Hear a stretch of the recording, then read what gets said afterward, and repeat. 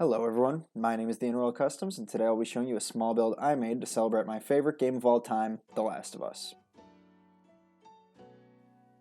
Along the way I'll show you my process when making a creation like this, and hopefully give you some tips and tricks you can use in your own builds. Before we start, make sure you drop a like and subscribe if you like the video, as it's the best way to help new creators like me. Thank you. Alright, so to start off this build, I made a little black border here with some riser pieces in there, and this is where we're going to slot in our ground. It's actually built sideways. It's a technique called studs not on top, or snot for those uninitiated. And as you can see, I've built this to just slide right in sideways on top of those tiles. This allows the ground to be nice and smooth, but still have a few spots where we can put some texture. This next piece has a little hinge built into it, and as I slide it in place here, you'll see that this creates a nice sunken look to the road, like part of it's caved in. And finally, this last little gap here can get filled by a 2x2 tile, slides in right there, and as you can see, it's pretty seamless. Moving on from that, we're going to start work on the lamp post here. This is a pretty simple build. I used a lot of pole pieces and a few of these little hinge joints, which are some of my favorite of the recent Lego pieces.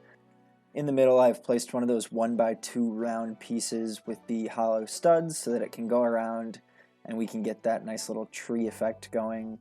And lastly, for the light bulb, I used a little gem piece. This is just the first of many pieces that attach to the exposed studs on the base plate. I left a number of them open so that we can add in all the details, this one going right on the left here. And with that out of the way, we can start working on the car. This car is actually probably the simplest of the builds throughout. Most of it's just built with bricks on top of bricks, and in a few cases keeping up with that foliage that I wanted to put throughout the entire MOC, like in the front here that attaches to where the headlight might have gone at some point, which of course uses a olive green color. It's one of my favorite Lego colors.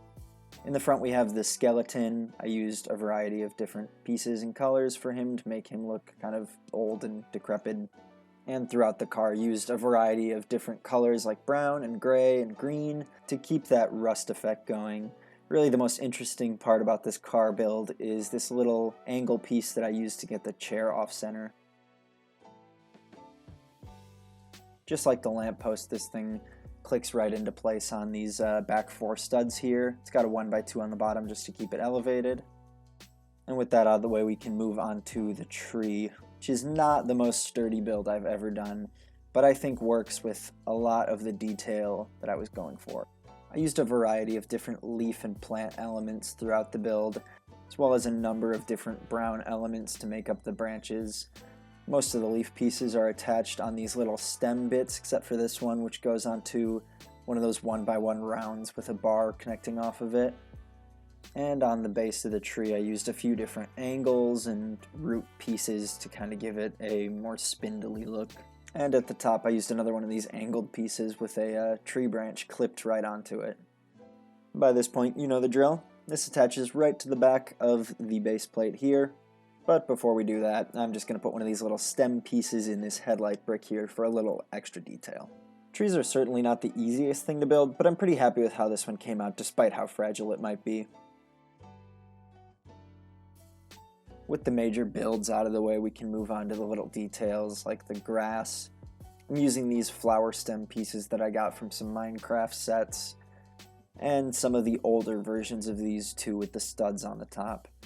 And even a little flower stem piece that I think came from a collectible minifigure bride that you can see right there. The ground was built with a lot of these brick textures in different colors just to give the more broken appearance of the road rather than keeping it nice and smooth. And as some final touch-ups, we added a little bottle piece here and then another one of these vine pieces just to give it that extra layer of detail. Of course though, the MOC isn't quite complete yet as there's still 2 open studs, which will be used for our main characters, Ellie here. She's a custom minifigure I made that you can see in detail on my Instagram page. She slots right into the back there. And of course, Joel, one of my favorite characters ever. He's got his signature revolver and backpack there. He goes right on that last remaining stud.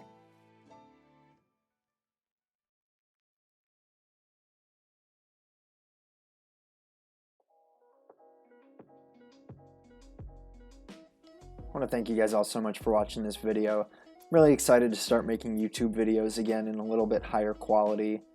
I've had a lot of fun trying to shoot this one and edit it, and hopefully I'll be able to kick out maybe 1 or 2 in the next month. If you guys want to see any more specifics from me, message me on Instagram or comment below, and I will hopefully get back to you.